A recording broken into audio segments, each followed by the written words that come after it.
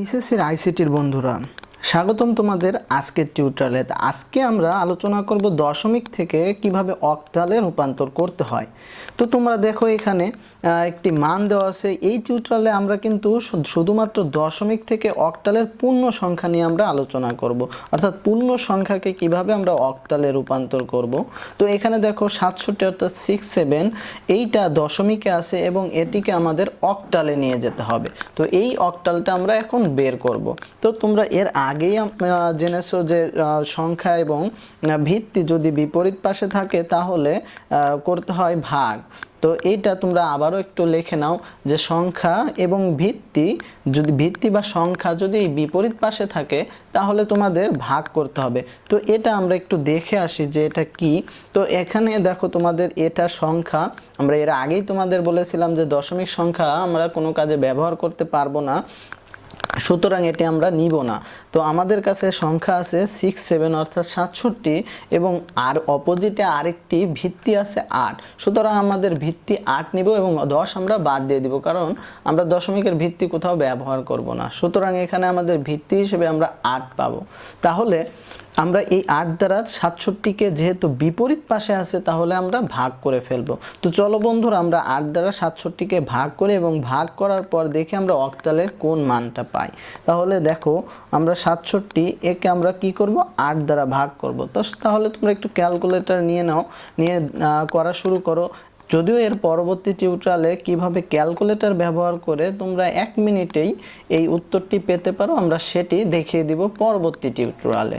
তো এখন দেখো তোমরা 67কে অর্থাৎ এই যে 67কে যদি 8 দ্বারা ভাগ করো তাহলে আসতেছে তোমাদের দুইটি মান, একটা পূর্ণ সংখ্যা আরেকটি ভগ্নাংশ সংখ্যা। তোমরা এখানে দেখতে পাচ্ছ 8.7375 এই মান আসতেছে। তাহলে আমরা ভগ্নাংশটাকে বাদ দিয়ে দেব, শুধু 8কে নিব।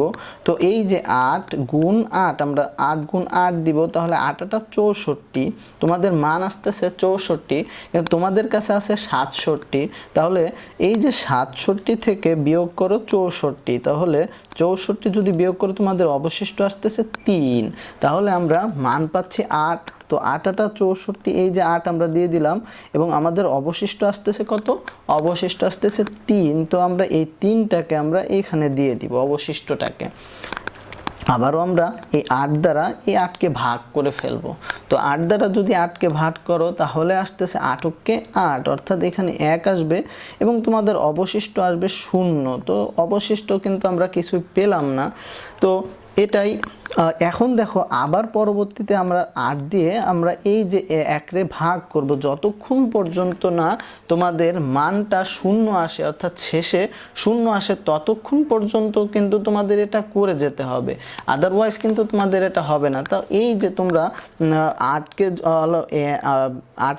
1 যদি 8 দ্বারা ভাগ করো তাহলে তোমরা একটি ফলো করো, যদি আমরা 8 গুণ 0 ইকুয়াল টু কিন্তু আসে 0, তাহলে তোমরা যদি 8 দিয়ে 1 দ্বারা ভাগ করো তাহলে দেখো তোমাদের কাছে ভাগ ফল আছে কিন্তু 0। এই যে 0টাকে আমরা বসিয়ে দিলাম এবং 8 0, এই যে 0টা আমাদের এখানে চলে আসলো, তাহলে এখানে 0 এবং অবশিষ্ট থাকে হলো আমাদের 1, অর্থাৎ ভাগ শেষ থাকে আমাদের কাছে 1। তো এই ভাগ শেষটা কিন্তু আমাদের এই যে এখানে চলে যাবে এবং আমাদের ভাগ ফলটা কিন্তু আমাদের 0 এখানে চলে আসবে, অর্থাৎ ভাগ ফল আমরা 0 পেলাম এবং ভাগ শেষ কিন্তু আমরা 1 পেলাম, অর্থাৎ অবশিষ্টটা 1 পেলাম।